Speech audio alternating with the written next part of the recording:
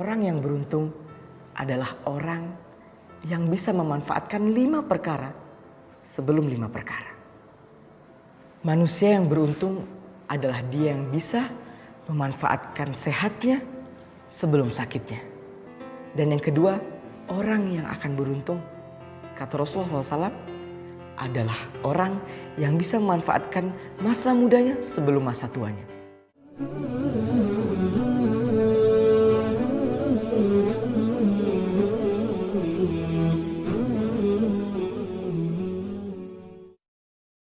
Nah, setelah itu, yang ketiga apa? Jika ingin menjadi orang yang beruntung, kaya kita sebelum miskin kita. Ketika kita sedang memiliki harta yang banyak, atau mungkin kita sedang merasakan kesenangan, maka jangan lupa untuk berbagi kesenangan dengan yang lain. Di dalam rezeki kita ada hak rezeki orang juga. Dan ingat, jangan menunggu kaya untuk bersedekah, tapi bersedekahlah agar engkau dikayakan. Sedekah ini adalah suatu hal yang sangat menarik. Bahkan Allah menceritakan dalam Al-Quran, ketika di neraka Allah bertanya kepada para penduduk neraka, jika aku memberikan kesempatan untuk hidup kembali, apa yang ingin kau lakukan? Lalu kemudian mereka menjawab, ya Allah, jika engkau hidupkan aku dalam waktu yang singkat, sungguh aku akan beriman kepadamu dan aku akan bersedekah ya Allah. Dan aku akan menjadi orang yang soleh. Betapa pentingnya sedekah. Betapa pentingnya berbagi kepada orang. Karena kita terkadang tidak tahu ketika kita menyayangi makhluk-makhluk Allah, bisa jadi Allah akan menyayangi kita.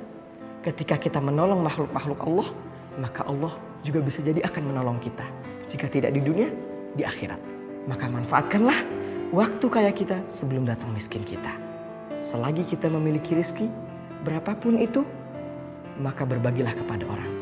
Allah tidak melihat nominalnya, tapi yang Allah lihat bagaimana hatimu sayang kepada sesama makhluk Allah. Dan yang keempat, kata Rasulullah SAW, jika kita ingin menjadi orang yang beruntung hidupnya, bahagia hidupnya, maka manfaatkanlah waktu lapang kita sebelum waktu sempit.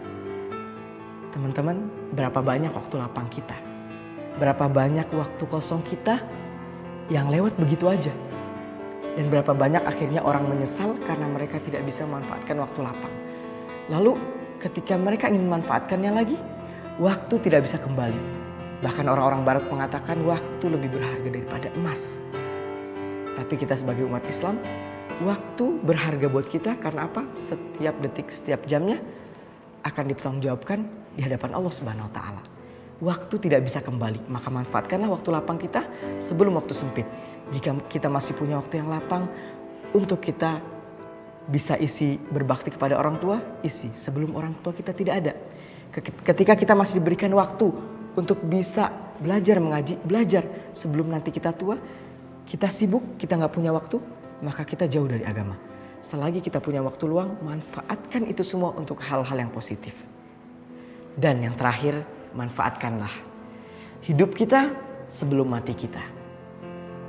Teman-teman, kita nggak selamanya akan ada di atas tanah, tapi kita juga bakal berada di bawah tanah. Jadi, nikmatilah dunia secukupnya, tapi jangan sampai dunia menjadikan cacat akhirat kita. Karena hidup di dunia hanya sementara. Sedihnya, bahagianya, semuanya hanya sementara. Teman-teman kita, keluarga kita, hanya bisa menolong kita di atas tanah. Ketika kita telah di bawah tanah, maka tidak ada yang bisa menolong kita kecuali amal soleh kita. Makanya, yuk manfaatkan hidup kita sebelum mati kita. Bukan kita tidak boleh bermain dalam hidup, bukan kita tidak boleh mencari dunia dalam hidup.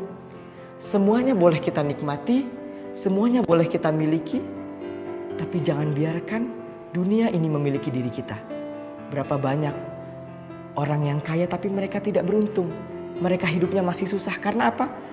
Karena bukan mereka yang memiliki harta, tapi harta yang memiliki mereka. Bukan mereka yang mengatur hartanya, tapi mereka yang justru diatur oleh hartanya. Maka teman-teman, yuk, jangan sampai kita menjadi orang yang merugi. Ingat, mau kita sekolah setinggi apapun, gelar kita setinggi apapun, harta kita sebanyak apapun, jabatan kita setinggi apapun, jika kita tidak beriman dan beramal soleh kepada Allah Subhanahu wa taala, maka kita akan menjadi orang yang merugi. Cepat atau lambat, semuanya yang kita miliki ketika kita tidak memiliki Allah, maka semuanya akan hilang. Ingat, Firaun memiliki segalanya, tapi ketika dia tidak beriman kepada Allah dan beramal soleh, maka dia akan kehilangan segala-galanya. Jadi, yuk kita jadi orang-orang yang beruntung, orang-orang yang senantiasa dekat kepada Allah Subhanahu wa taala dan senantiasa beriman, beramal soleh, mengajak manusia ke jalan yang benar dan mengajak manusia kepada jalan kesabaran. Semoga bermanfaat. Sampai jumpa di episode selanjutnya. Assalamualaikum warahmatullahi wabarakatuh.